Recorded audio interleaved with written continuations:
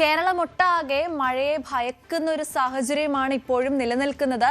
ഇന്ന് രാവിലെയൊക്കെ ആയപ്പോൾ മഴയ്ക്ക് നേരിയ ഒരു ശമനം ഉണ്ടായിട്ടുണ്ട്. പക്ഷെ എന്നാൽ പോലും എല്ലാ ജില്ലകളിലും തന്നെ ഇപ്പോഴും ജാഗ്രതാ നിർദ്ദേശങ്ങളൊക്കെ തുടരുകയാണ്. ഒരുപാട് ജില്ലകളിൽ കനത്ത നാശനഷ്ടങ്ങൾ ഉണ്ടായതായിട്ട് നമുക്ക് അറിയാൻ സാധിക്കുന്നു. ദുരിതാശ്വാസ ക്യാമ്പുകൾ തുറന്ന് പ്രവർത്തിക്കേണ്ട അവസ്ഥയിലേക്ക് എത്തിയിരിക്കുന്നു. ഒരുപാട് നഗരങ്ങളിൽ ആളുകളൊക്കെ അരയ്ക്കൊപ്പം വെള്ളം നിൽക്കുന്ന ഒരു സാഹചര്യത്തിൽ ട്രാവൽ ചെയ്യുന്ന ഒരു അവസ്ഥ പോലും നമ്മൾ കാണാനിടയായി. വീടുകളിൽ വെള്ളം കയറി എങ്ങോട്ട് പോകണമെന്നറിയാതെ ജനങ്ങൾ നിൽക്കുന്ന അവസ്ഥകൾ നമ്മൾ പലയിടത്തും കാണാനിടയായി. അടുത്തതായിട്ട് നമുക്ക് ഇടുക്കി ജില്ലയിലേക്ക് ഒന്ന് പോവാം. ഇടുക്കി ജില്ലയിൽ ഇടവിട്ട് മഴ പെയ്യുകയാണ്. മണ്ണിടിച്ചിൽ ഭീഷണി ഉള്ളതിനാൽ മലയോര മേഖലകളിൽ അതീവ ജാഗ്രതാ നിർദ്ദേശം ഇപ്പോഴും നിലനിൽക്കുന്നു. വിവിധ മേഖലകളിൽ ശക്തമായ കാറ്റും അനുഭവപ്പെടുകയാണ്. ഇന്നലെ മാത്രം ജില്ലയിൽ തകർന്നത് 14 വീടുകളാണ്. കല്ലാർകുട്ടി, കല്ലാറ്, പാമ്പള, മലങ്കര ഡാമുകളുടെയൊക്കെ ഷട്ടർ ഉയർത്തിയിട്ടുണ്ട്. ഇടുക്കിയിൽ നിന്നും വിശദാംശങ്ങളുമായി പ്രിൻസ് ആണ് നമ്മളോടൊപ്പം ചേരുന്നത്.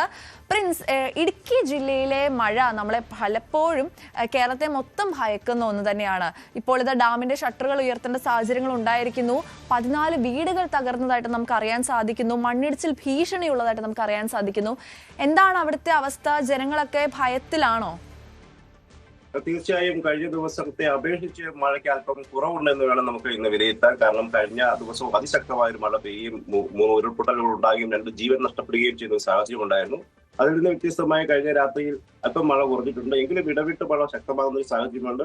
പല മേഖലകളിലും ഇന്നലെയും ചെറിയ തോതിലുള്ള അനിഷ്ട സംഭവങ്ങൾ ഉണ്ടായിട്ടുണ്ട്. വലിയ അതിശക്തമായ അനിഷ്ട സംഭവങ്ങൾ ഇല്ലെങ്കിൽ പോലും വീടുകൾ നഷ്ടപ്പെടുന്ന ഒരു സാഹചര്യമൊക്കെ ഇന്നലെയും ഉണ്ടായ ഒരു അവസ്ഥയുണ്ട്. കഴിഞ്ഞ ദിവസങ്ങളിലൊക്കെ 2 ദിവസങ്ങളിലൊക്കെയാണ് ഇത്രയും വീടുകൾ നശിപ്പിക്കപ്പെട്ടിരിക്കുന്നത്.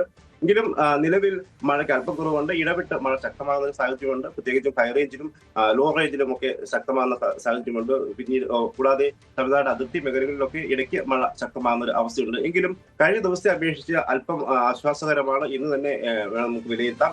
എന്നിരുന്നാലും ഇപ്പോഴും ജാഗ്രതാ നിർദ്ദേശങ്ങളൊക്കെ തുടരുകയാണ്. വിനോദസഞ്ചാരത്തിന് ജില്ലയിലേക്ക് ഏർപ്പെടുത്തിയിരിക്കുന്ന വിലക്ക് തുടരുകയാണ്.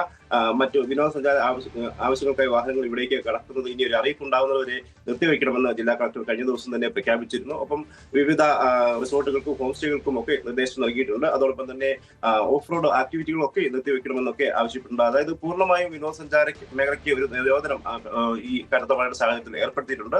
അതോടൊപ്പം മറ്റു നിർദ്ദേശങ്ങളും രാത്രികാല യാത്ര നിരോധനം അടക്കമുള്ള കാര്യങ്ങളിലും ഒക്കെ ജാഗ്രത പാലിക്കണമെന്ന്, രാത്രികാല യാത്രയിലൊക്കെ അടക്കം ജാഗ്രത പാലിക്കണമെന്ന് നിർദ്ദേശിക്കുന്നു. പ്രത്യേകിച്ചും മലയോര മേഖലയിൽ കഴിഞ്ഞ ദിവസങ്ങളിലൊക്കെ നമ്മൾ കണ്ടതാണ്.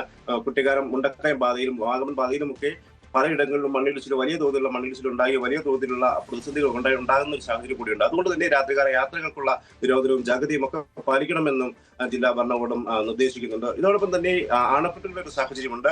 മലങ്കര അണക്കെട്ടിന്റെ 4 ഷട്ടറുകൾ ഉയർത്തി ഇപ്പോഴും വെള്ളം പുറത്തേക്ക് ഒഴുക്കുന്ന സാഹചര്യമുണ്ട്. ഒപ്പം ഇടുക്കിയിലെ ചെറുകിട അണക്കെട്ടുകളായ ഇടുക്കിയുടെ ഡൈവേർഷൻ ഡാമുകളായ കല്ലാറ് കഴിഞ്ഞ ദിവസം തന്നെ തുറന്നിരുന്നു. ഒപ്പം പാമ്പള 2 ദിവസങ്ങളായി തുറന്ന് വെള്ളം പുറത്തേക്ക് എടുക്കുന്നുണ്ട്. കല്ലാർകുട്ടി മിക്കപ്പോഴും മഴ ശക്തമാകുന്ന സാഹചര്യങ്ങളിലൊക്കെ തുറക്കുന്ന ഒരു ഡാമാണ്. കല്ലാർകുട്ടിയിൽ നിന്ന് വെള്ളം പുറത്തേക്ക് എടുക്കുന്ന സാഹചര്യമുണ്ട്.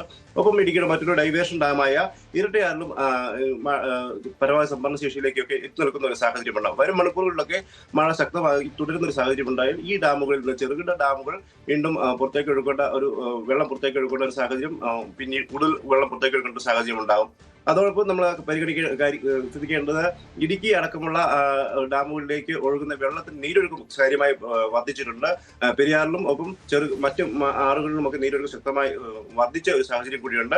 എങ്കിലും ഇടുക്കിയിലെ കാര്യമായ ഒരു ജലവർദ്ധനവ് ഉണ്ടെന്ന് പറയാനാവില്ല. നിലവിൽ 2339 അടിയോളമാണ് ഇടുക്കി അണക്കെട്ടിലെ ജലനിരപ്പ്. കഴിഞ്ഞ വർഷത്തെ അപേക്ഷിച്ച് കഴിഞ്ഞ വർഷം ഈ സമയം ഉണ്ടായതിനേക്കാൾ അപേക്ഷിച്ച് വളരെ കുറവായ ഒരവസ്ഥയാണ്. എങ്കിലും കഴിഞ്ഞ ദിവസങ്ങളിലൊക്കെ മഴ ശക്തമായ സാഹചര്യത്തിൽ കൂടുതൽ വെള്ളം ഇടുക്കിയിലേക്ക് ഒഴുകിയെത്തുന്ന ഒരു സാഹചര്യമുണ്ട്. ഇടുക്കിയിലും മുല്ലപ്പെരിയിലും ഇതാണ് അവസ്ഥ. എങ്കിലും ചെറുകിട അണക്കെട്ടുകൾ ഏത് നിമിഷവും തുറന്നു വിടേണ്ട ഒരു സാഹചര്യത്തിലേക്ക് വരും. കല്ലാറും ഇരട്ടയാറും പോലുള്ള ഡാമുകളിലേക്ക് ഏത് നിമിഷവും ഒക്കെ പരമാവധി സംഭരണശേഷിയിൽ എത്തുന്ന ഒരു സാഹചര്യമാണ്. അതായത് 2-3 മണിക്കൂറുകളൊക്കെ തുടർച്ചയായി അതിശക്തമായ മഴ പെയ്താൽ ഇത്തരത്തിൽ കല്ലാർകുട്ടി ഡാമുകൾക്ക് വീണ്ടും കൂടുതൽ ഷട്ടറുകൾ ഉയർത്തേണ്ട ഒരു അവസ്ഥയിലേക്ക് എത്തും. എന്തായാലും ജില്ലയിൽ ജാഗ്രത തുടരുകയാണ്. പല മേഖലകളിലും മണ്ണിടിച്ചിൽ ഭീഷണിയൊക്കെ നിലനിൽക്കുന്നുണ്ട്. മരം പൊടിഞ്ഞു വീണുള്ള അപകടങ്ങൾ ഉണ്ടാകുന്നുണ്ട്. റോഡ് ഗതാഗതം പലപ്പോഴും തടസ്സപ്പെടുത്തിയ ഒരു സാഹചര്യമുണ്ട്. അതുകൊണ്ട് തന്നെ കൃത്യമായ ഒരു ജാഗ്രത ജില്ലാ ഭരണകൂടം പുലർത്തുന്നുണ്ട്. ഇതോടൊപ്പം തന്നെ ജില്ലയിൽ 8 ക്യാമ്പുകൾ പ്രവർത്തിക്കുന്നുണ്ട്. വിവിധ മേഖലകളായി തൊടുപുഴ, പീരുമേട് താലൂക്കുകളിലായി ഒക്കെ 8 ക്യാമ്പുകൾ പ്രവർത്തിക്കുന്നുണ്ട്. 132ഓളം ആളുകളാണ് ഇപ്പോഴും ക്യാമ്പിൽ തുടരുന്നത്. നിലവിലത്തെ അവസ്ഥയിൽ ജാഗ്രത ജില്ലയിൽ തുടരുകയാണ്. ശരി, പ്രിൻസ് ആണ് ഇടുക്കിയിൽ നിന്നുമുള്ള വാർത്തകളുമായി നമ്മളോടൊപ്പം ചേർന്നത്. അവിടെ പേടിക്കേണ്ട ഒരു സാഹചര്യം ഉണ്ടെന്നാണ് നമുക്ക് അറിയാൻ സാധിക്കുന്നത്. മഴയൊക്കെ ചെറുതായിട്ടൊന്ന് ശമിച്ചിട്ടുണ്ടെങ്കിൽ പോലും ഇനിയും ഒരുപക്ഷെ അണക്കെട്ടുകൾ തുറക്കേണ്ടി വരുമെന്ന് തന്നെയാണ് നമുക്ക് അറിയാൻ സാധിക്കുന്നത്. കൂടുതൽ വാർത്തകൾക്ക് news 18 Keralam YouTube channel subscribe ചെയ്യുക.